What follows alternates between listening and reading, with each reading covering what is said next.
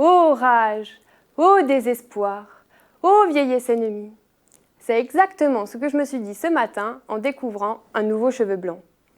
Vieillesse ennemie, bon, admettons.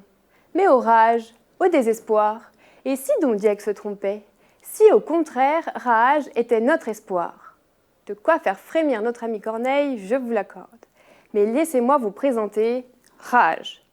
Il ne s'agit pas là ni de la rage de Corneille, ni de celle de Pasteur, mais de cette protéine présente dans notre organisme que nous scientifiques appelons aussi récepteur des produits de glycation avancée.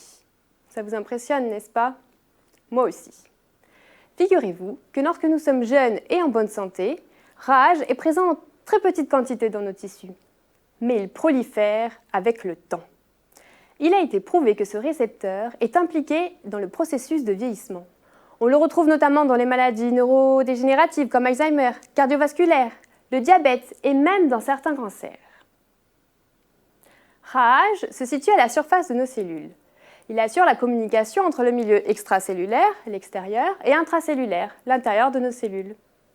Pour comprendre, imaginez que Rage soit une serrure. Un peu particulière, certes, puisqu'il existe plusieurs clés capables de s'insérer et de l'activer. Alors non, Rage ne va pas s'ouvrir comme une porte pour laisser passer l'information.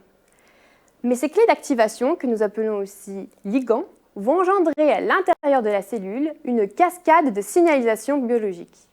Le problème, c'est que ces signaux s'appellent inflammation. Or, cette inflammation chronique, produite par Rage, est tout aussi discrète que redoutable. Elle agit sournoisement, sans symptômes apparents, mais sa puissance est impressionnante. Elle favorise la dégénérescence de nos cellules. Ah, je vous entends vous demander, mais quelle folie enragée me laisse imaginer que cette même protéine nous aiderait à mieux vieillir? Eh bien, l'explication est simple.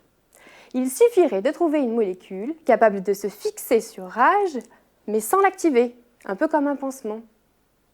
Ainsi, la cascade de signalisation biologique ne pourrait pas être possible.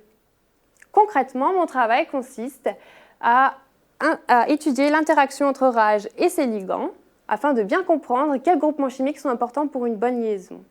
Puis je synthétise ces nouvelles molécules au laboratoire et les teste sur Rage pour vérifier qu'elles l'inactivent. Finalement, Don Diego, ne serait-ce pas « Ô rage, ô espoir, ô vieillesse, mon ami »